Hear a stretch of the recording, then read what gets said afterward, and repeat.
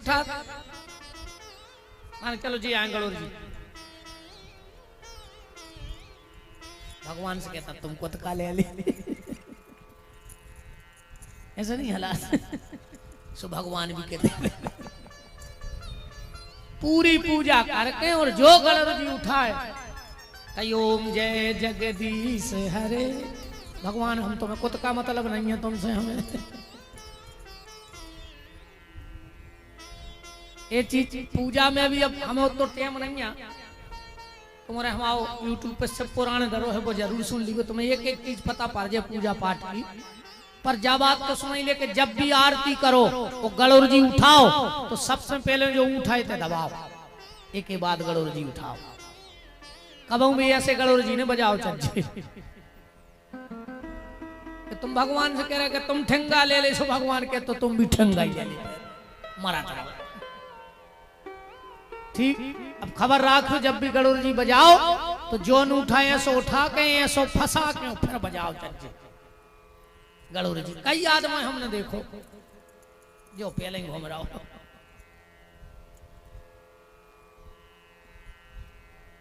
महाप्रभु जी बोले मेरा एक नियम है, हम बिना लखपति के तो भोजन करता ही नहीं है। पूरे गांव को मुंह उतर गौरे, इनको हम बहुत बड़ो संत जान रहे थे, ये भी आखिर पैसा ही पे गिरे। इनने मोटोर के कह दी के लखपति के पूरे गांव के भगवा। महाप्रभु जी अपनी झोपड़िया में चले गए। उनके एक शिष्य थे माखन दास, वे गए बोले महाप्रभु जी, बोले हाँ, बोले आप ऐसी ने कहने थी, बोले कैसे, बोले आपने डायरेक्ट कह दी कि हम लखपति के भोजन करत। महाप्रभु जी बोले नियम मतलब नियम, वो में कोई संशोधन। माखन दास बोले कि हम आए तो 10-20 किलोमीटर में कोनो लखपति है ही नहीं है। महाप्रभु जी बोले शाम तक बन जा, कल हम रुके हैं। माखन दास जी बोले ऐसे बना तो लखपति। महाप्रभु जी बोले अच्छा, तुमने भी उतना ही दिमाग लगाओ जहां गांव भरने लगाओ। बोले मतलब? महाप्रभु जी बोले माखन दास हमने पैसा के लखपति की नहीं कही, उन्हें हमारी नजर में पैसा वारों को कीमत रखते आए। हमारी नजर में सच्चा लखपति वो है जिसने 1 लाख भगवान का नाम जप लिया हो, वो सच्चा लखपति है और वही संपत्ति उसके साथ जानी है। इस भैया दुनिया की जायदाद खट्टी करो कोई दिक्कत नहीं है, पर भगवान के नाव की दौलत मनो करत रहो। या तो सब कहीं बांट बूट ले हैं घर के, तनक लड़ हैं तनक रो हैं, सब भूल जा। जब को के घरे को मरत है ऐसो लगते घर के 10-12 मारे हैं आ जाए, चढ़ चढ़ बैठा तो मारे मरा है। 3-3 आदमी तानत है, वो जाके फिर गिर पड़ा और आधा घंटा बाद मिठिया को नंबर ढूंढने लगा था। बे मरे जा रहे थे, फंसू कर डाल रहे थे, बे मिठिया को फोन लगाऊ थे कि लिख लिखो अब राय नहीं है पिताजी। अब गांव के तक समझाते भैया जो भाव अब करने तो पर है, समझावे पूरा गांव बैठो ये तो मरो भाई। बिना बुलाए बुलाने नहीं पड़ा कि हम आए को समझ आ जावे तो आ जात, जेवरे भी आ जाता है। अब कई दिखा ले अभी ऐसी कब नो रहे हो बीमार पड़ गए सुनने कही हो ले आओ जी तो गांव मोहल्ला में से पुड़ी मुड़ी आई जा तो जहां अठक पुड़ी दबाई तो काय की सास और काय की जेठानी अच्छी मार गए। 4 से डना रोटी और नहीं बनाने पड़ी। बहुत धुरंगू है रे दुनिया, भारी धुरंगू है।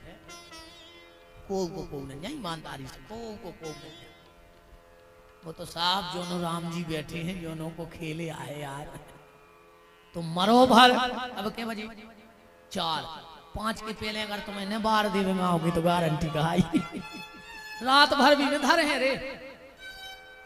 फिर कछु आ जाते यार मोड़ी नहीं आ पाई, 2-3 जने कहते हैं अब कई खारी में हो जाए सम्मिलित, अब देर न करो। बिल्कुल दिन न डूबा धर के लोग हर के फिर हो जाए। इसे ये मैं बिल्कुल न रहो, तुम तो अपनो दद्दा कछु तो ये सो कर ले यार के दुनिया में आए हो तो सार्थक हो जाए। अब यज्ञ की चर्चा है तो हम भी एक यज्ञ की तरफ चल गए अपन। कथा में। अच्छा, यज्ञ के लाने 4 चीजों की आवश्यकता पड़त है जब कहूं यज्ञ हो पाओ। 4 चीजें नहीं होंगी तो कहूं यज्ञ नहीं हो सकता। 4 चीजें कौन? सबसे पहले कर्म, कर्ता, देश और काल। ये 4 चीजें होंगी जब यज्ञ हो पाए। कर्म, कर्ता, देश और काल। अच्छे काम के लाने। कर्म माने अच्छे, जैसे जो यज्ञ भाव पूरा गांव शामिल होगा कि नहीं होगा, ऐसे काम अच्छो भाव। और जो यज्ञ खाली जितने जो मेहनत कर रहे हैं इनको नहीं, ये तो सर्वजन हिताय सर्वजन सुखाय। यज्ञ से अच्छी बारिश होती है, यज्ञ से अच्छी फसल होती है।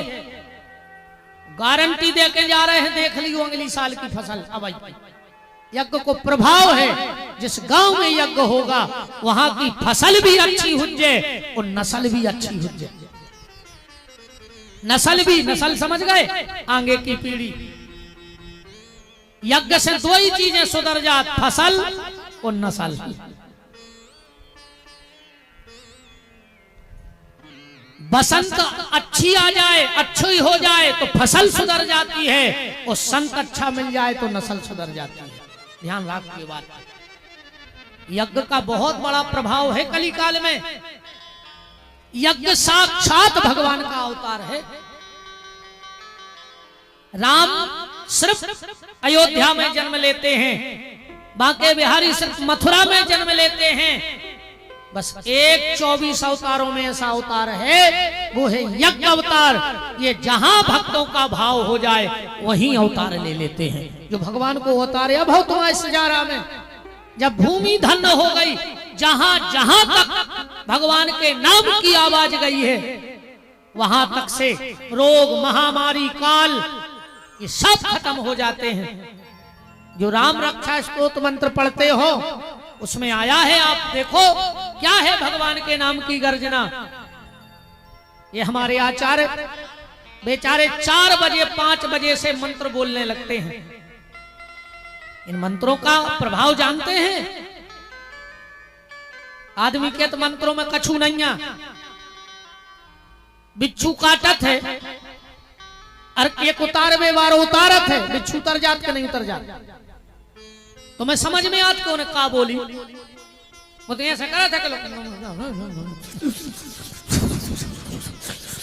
अब तो मैं समझ में आई क्यों ने का कही।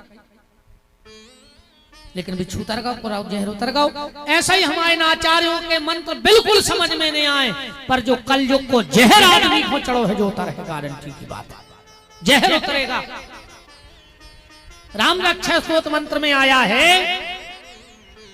तर्जनम यमदूतानाम,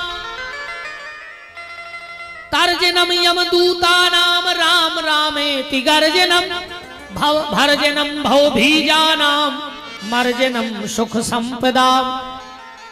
जहां तक भगवान के नाम की गर्जना होती है वहां तक की पूरा वातावरण शुद्ध हो जाया करता है।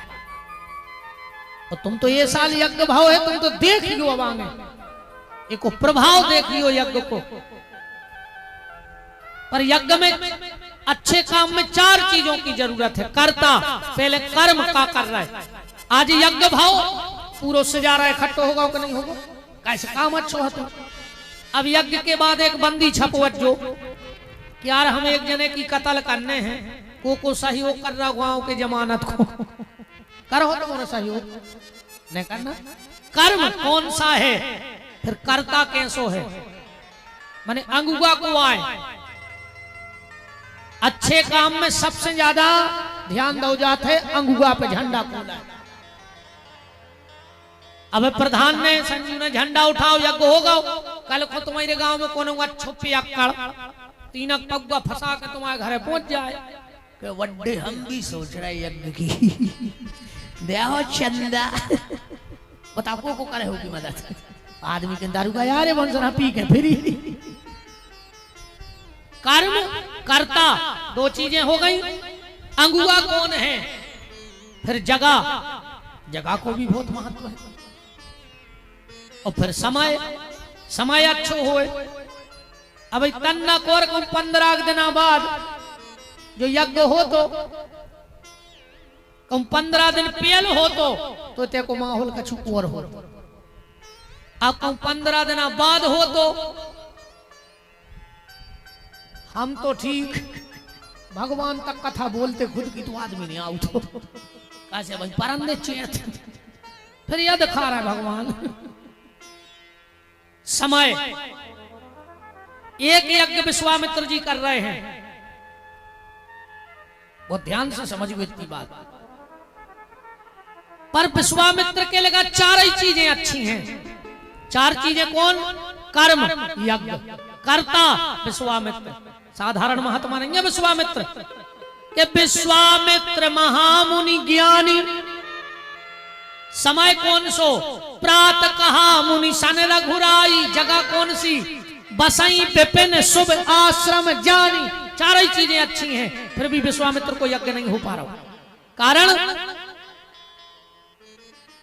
बिना भगवान की कृपा के कितना अच्छो कर व्यवहार हो, कितना अच्छो काम हो, कितना अच्छी जगह हो और कितना अच्छो समय हो, तुम भगवान की कृपा न हो तो यज्ञ हो ही नहीं सकता। फिर हो तो जे है मानो 2 चीजें आ जाए तुम्हारे भीतर।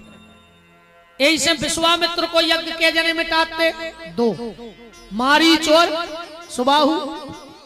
मिटाते कि नहीं मिटाते? सुबाहु का मतलब अभिमान और मारीच को माने कपट। मारीच माने कपट होते, उन्हें कपट को मृगा बनो। आज बैठे द्विवेदी जी, आप तो प्रोफेसर रहे हो। जब गर्मी में अपन रोड पे चलत हैं तो यहां सो लगा जैसे रोड पे पानी भरो हो, वो तो पानी रहता नहीं है मनो। लगा था कि नहीं लगा? वो का कही जात है मरीच का। वो स्थिति को मरीच का कही जात है, माने कपट है। अच्छा, कपट और अभिमान ये कई जगह रहते हैं, ये अलग अलग भी नहीं रहे। ये कई आदमी के 2 ही मिल है। और रामायण में एक जने के हैं 2 ही। कौन के? नारद जी के लिए 2 ही है, कपट भी है और अभिमान भी है। भगवान से क्या कह रहे नारद जी के नारद कहु सहित अभिमाना। फिर सोची भगवान को खराब लग जाए, कहने लगे कृपा तुम्हारी सकल भगवान। जो कपट कर दो तुरंत।